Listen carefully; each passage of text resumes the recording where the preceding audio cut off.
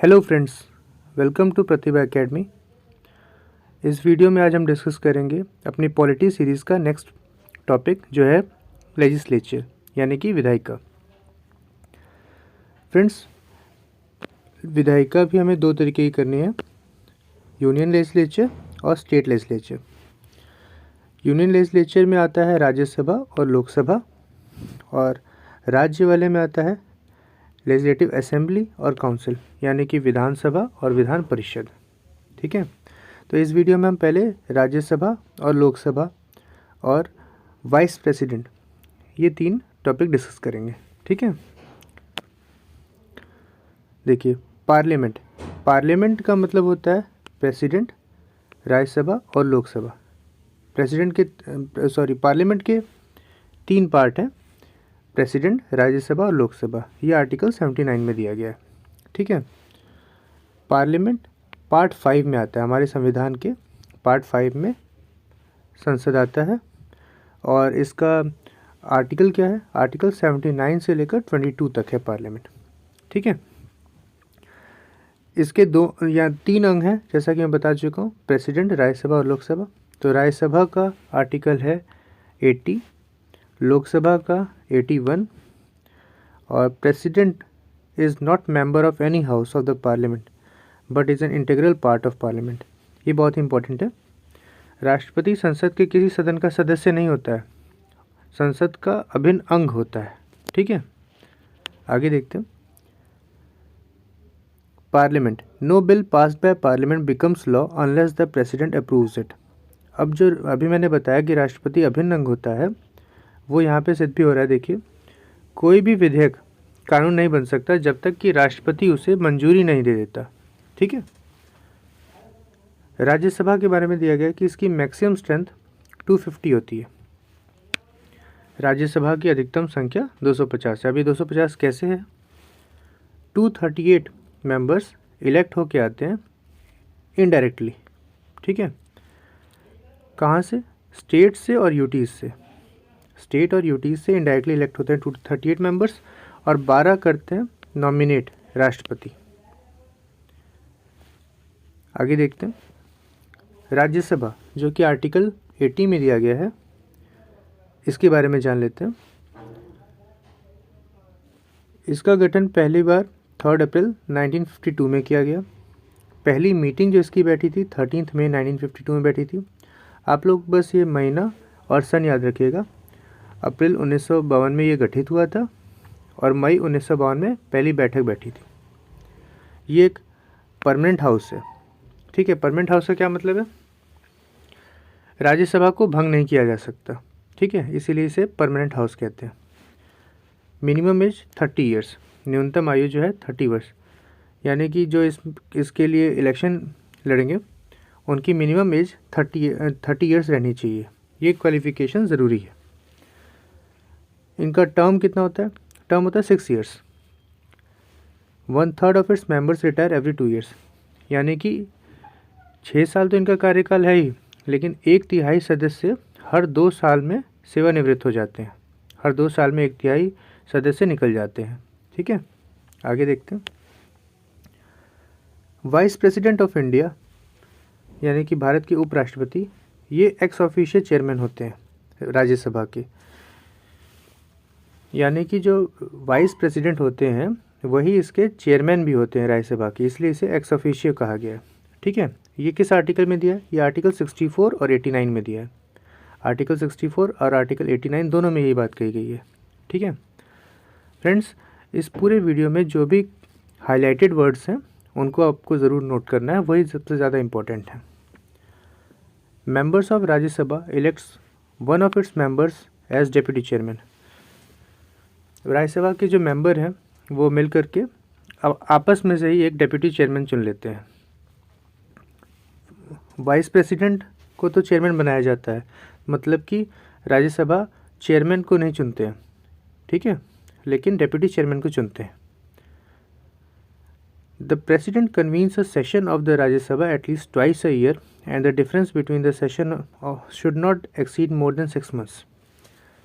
राष्ट्रपति जो है राज्यसभा के सेशन को कम से कम 2 बार ज़रूर कंडक्ट किया जाए, ये सुनिश्चित करते हैं।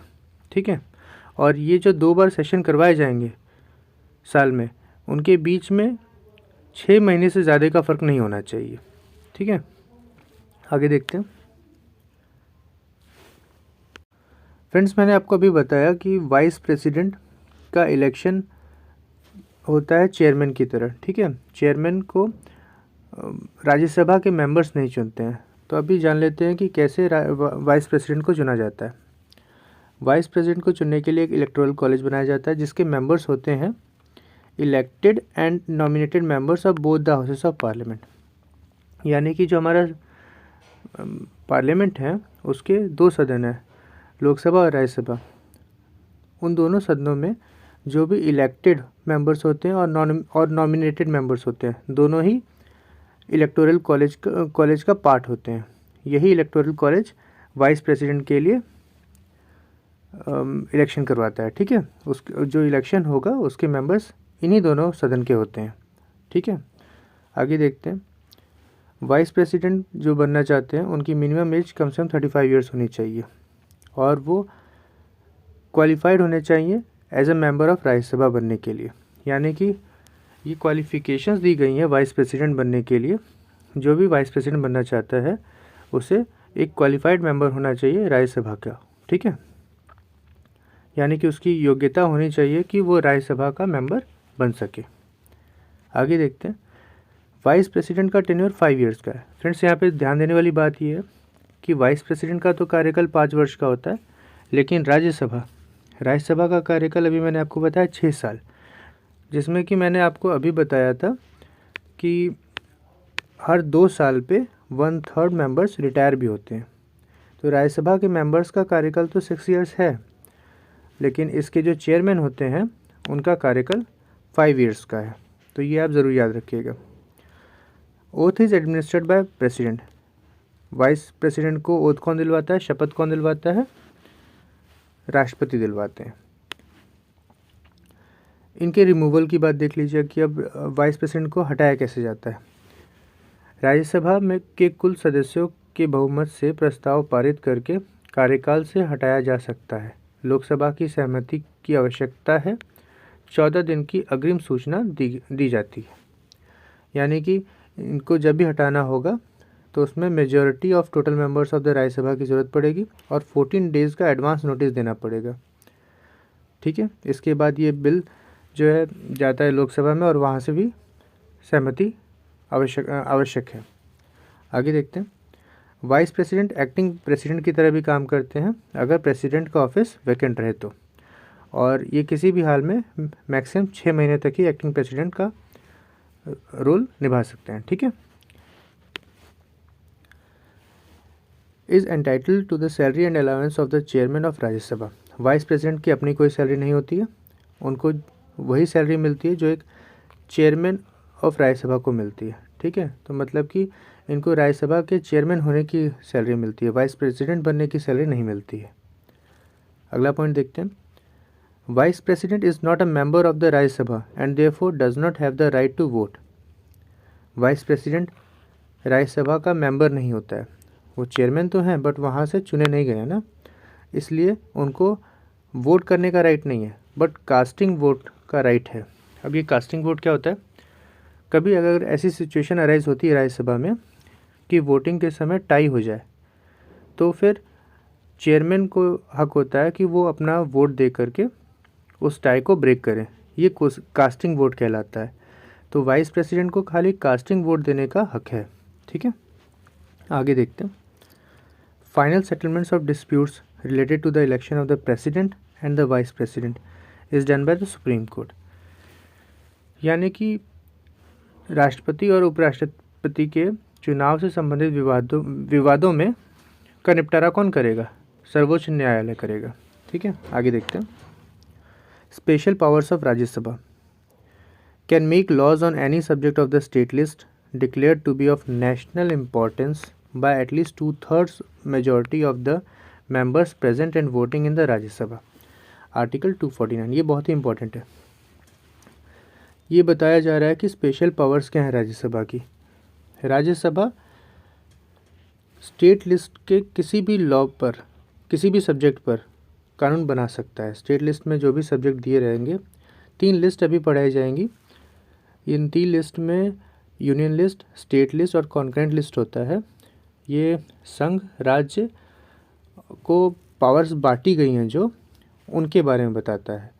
तो राज्यसभा के पास ये पावर होती है कि वो स्टेट लिस्ट के भी कार्य को कर सकता है।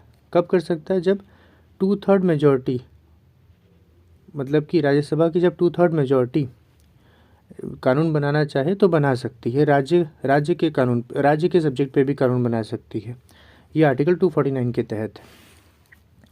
अगला देखते हैं, can declare resolution for the creation of all India services supported by at least 2/3 of the members present and voting.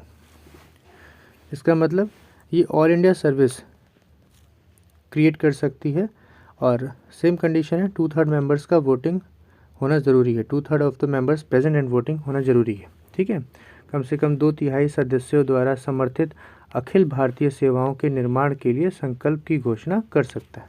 ठीक है, आगे देखते हैं। फ्रेंड्स, इस टॉपिक पे बस इतना ही। मिलते हैं अब अगले टॉपिक पे। Till then take care. Please like और सब्सक्राइब ज़रूर करिएगा। Thank you.